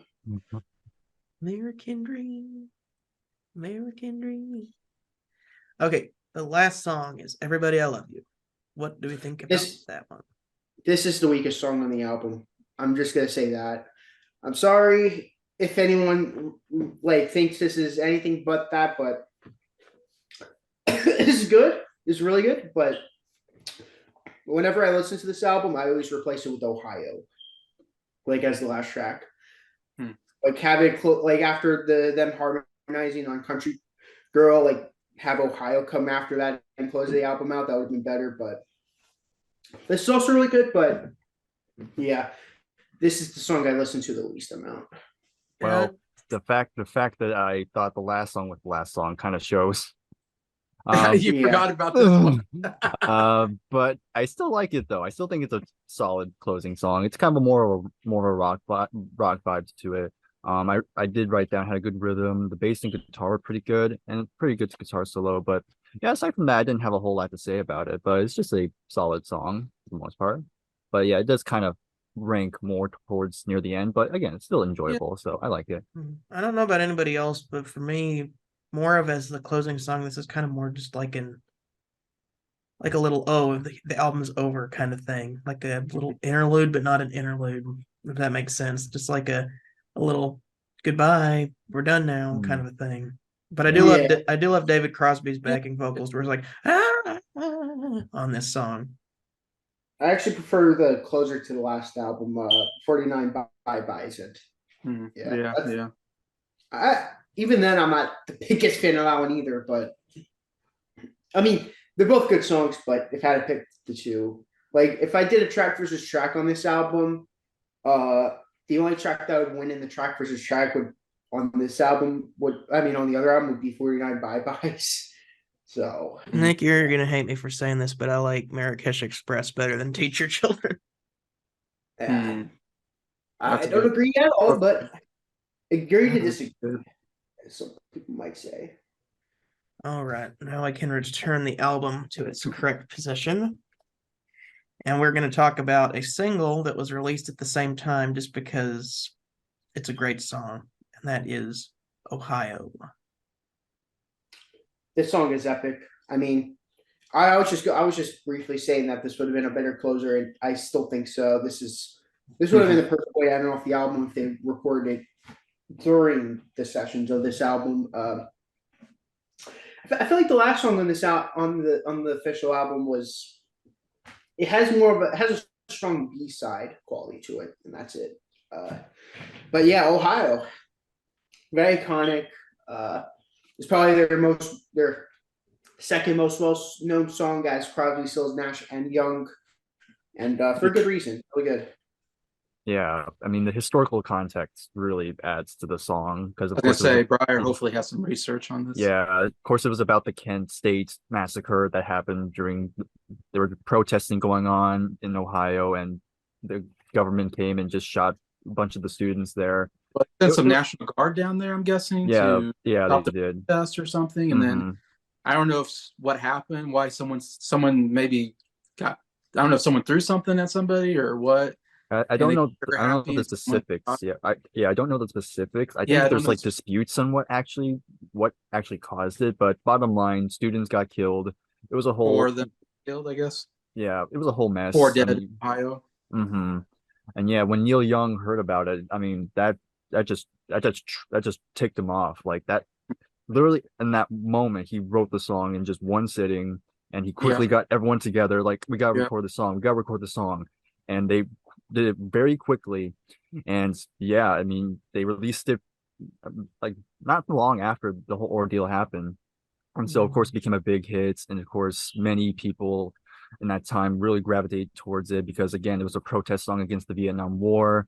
And yeah, you can hear the anger in this song. Like, there's like, this is how they're singing it. Like, they're just pouring it out there, like just showing their frustration. Like, why do these young kids have to die? Just doing what, that's our American right. American right is to protest and speak your mind. And then stuff like this happens, it kind of contradicts it. And so yeah, it's just a really good rock song. The guitar playing on here is great, and again, the harmony just really very great, and just sells it. And yeah, it's definitely deserves the reputation it has. It's a fantastic song. So it took a Canadian to come down and write a song about pretty much all this. Yeah. Yeah. I see it kind of as an anti-Nixon song, because he's mentioned in the song, of course. I don't know if he's to blame for the whole thing. Like I said, I know it has something to do with saying National Guard down there, I guess, maybe stop this protest. And I'm guessing an accident happened, someone shot, and then after one shot went out, everybody else started shooting maybe. And next thing you know, you got 4 dead college kids, I think.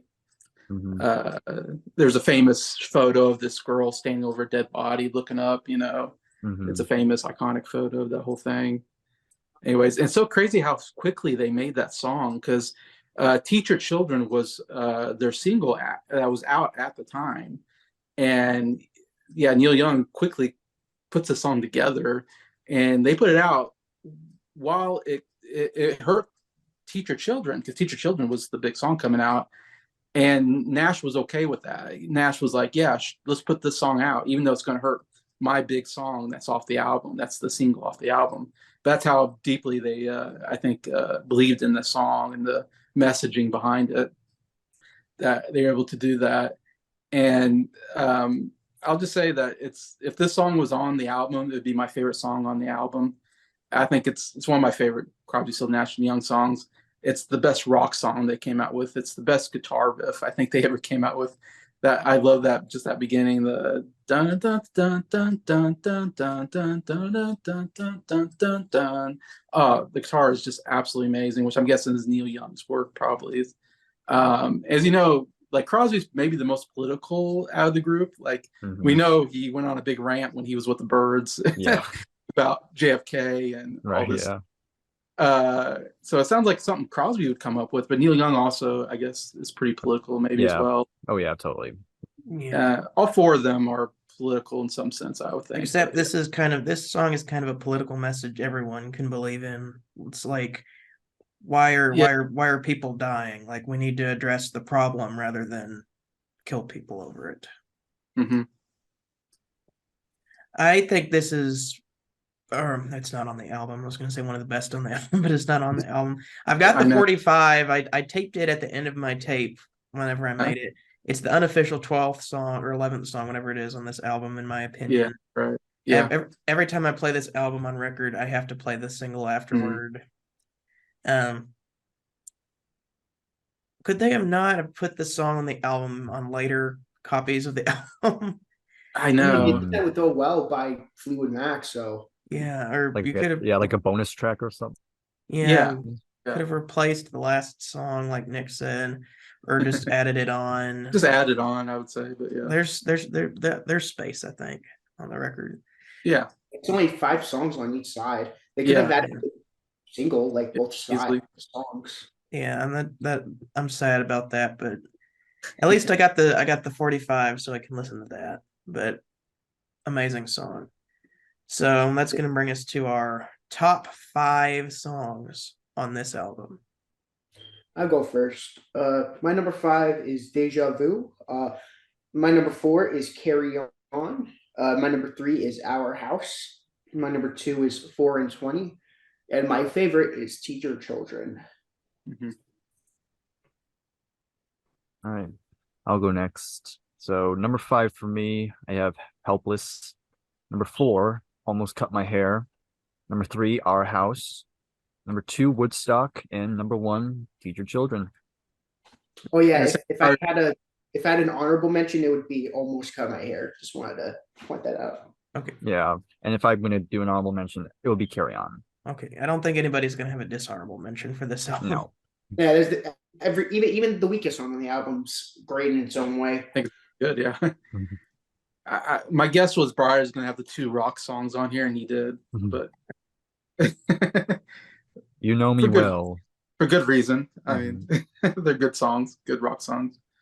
And to be honest, I can put all 10 of these songs in my top 5, but I can't because of number 5-1, number 5-2.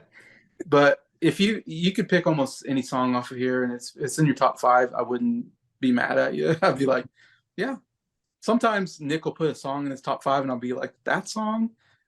But this time Nick can put any song in his top 5 and I'll be like, yeah, that's a great song. I would be totally fine with anything being on the top 5. So it was really hard coming up with my top 5 was so hard. There's so many good songs to put in here. So it's like even as I look at it, I'm not sure this should be my top 5. But number 5, I'm going with Helpless. I think Bryer had that 5. Number 4, I'm gonna go with Teacher Children. And I hate putting it that low. It's such a good song. Number 3, Deja Vu. Number 2, Our House. And number 1, Carry On. Yeah, I'm kind of the same with you though, Jason. Like you could put Teacher Children low on your top 5, and I won't be upset with that. Nick might actually be upset at my top 5. I'm assuming Teacher Children isn't even on it. So yeah, it's still a great song though. Yeah, but what Jason said, I just said. I'll bet. My top 5. Number 5 is Deja Vu. Number 4 is Almost Cut My Hair. Number 3 is Carry On. Number 2 is Woodstock. And number 1 is Our House. I love that song. Yeah, that's a good choice. Yeah. And then now we've got we had Teacher Children, Carry On, Our House. What was yours, number 1, Bryer? Teacher Children. Okay, so 2 for those. 2 for Teacher Children, 1 for Carry On, and 1 for Our House. I think Our House made it in the top like 3 or 4 in all of our lists, I think. I was gonna say, I wonder if we had 4 different number 1s, but we had almost 3 different, which makes sense on this album. Well, Neil Young just had some really good taste, you know. He had a really good taste putting on number 1, you know. Graham Nash writing the greatest song of all time. Yeah. Our House.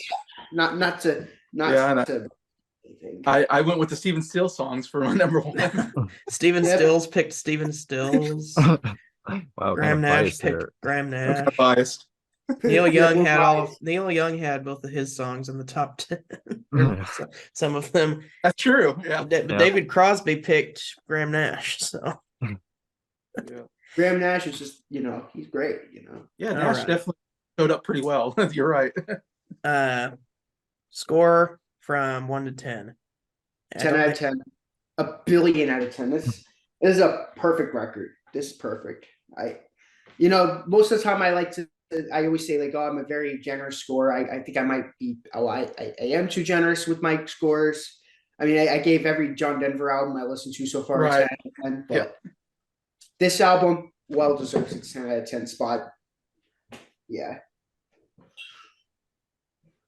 Yeah. Yeah, for me, I'm gonna give it a 9.5 out of 10. Again, very good album. Definitely an album like, again, I'm not sure how often I'll go back to it, but when I do hear it, it's like, yeah, this is why I know why it's a great album. It's always a great treat to kind of go back and listen to it again, and revisiting all these songs, just reminding me like, wow, like they were a really great band. So 9.5 for me. I'm kind of more of a conservative grader. I save 10 out of 10s for very few albums.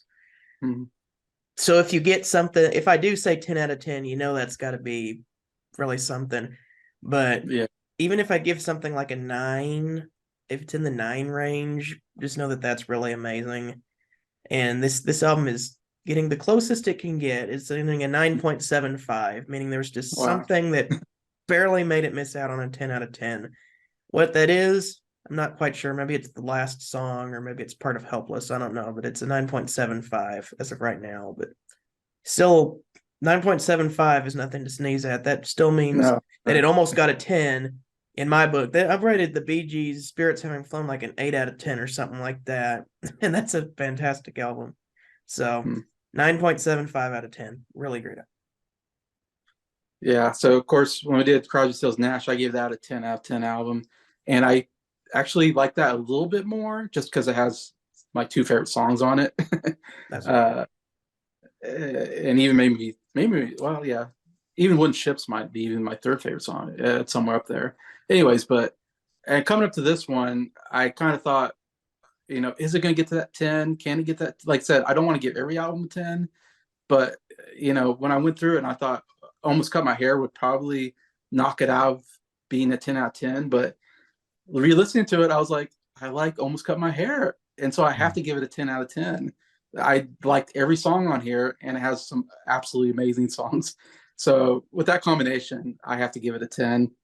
I can listen to the whole album and not skip anything, and absolutely enjoy. It's one of my favorite bands and favorite albums coming from them. So that's the second 10 out of 10 for this band for me. Cool. Well, thank you guys for joining us in our Crosby, Stills, and Nash and Young video. Really glad you stopped by. This is probably going to be a bit of a longer video. I haven't edited it yet, so I don't know how long, but I try to keep my videos under an hour, but I'm going to make an exception for this one. I'm going to part. I don't know if I'm going to do part 1, part 2, but I might make it a bit of a longer video because we got lots of fun things in this video. Next week, we're going to be going through one of Bryer's favorite albums, A Night at the Opera by Queen. That is one amazing album right there. I love that album. But it's going to be really fun. And then I'm wanting to start a new series going through the albums of the Alan Parsons Project. I know Nick is in on that. I don't know if anybody else wants to go through with that, but I've got their first album, Tales of Mystery and Imagination, Edgar Allan Poe. Oh my goodness, that was so good. But I got some more of their albums. I went to the record store yesterday and bought 2 of their albums for like $4 to $6 a piece, and it was like, that is really cheap for that. So I need to listen to some more. But I've heard Edgar Allan Poe, I've heard I, Robot, and I've heard Eye in the Sky, and all 3 of those are absolutely incredible. So if anybody wants to join on that, like I'd be glad to have you guys on that. Even if it's just Nick and me, I'm going to be excited to go through those. But that's kind of an update on what you should be seeing on the channel pretty soon. Night at the Opera and maybe in Alan Parsons' project video. But thank you guys for stopping by once again. And just reminding you that music is art and art is expression. So therefore, music is expression. Thank you guys and have a great day.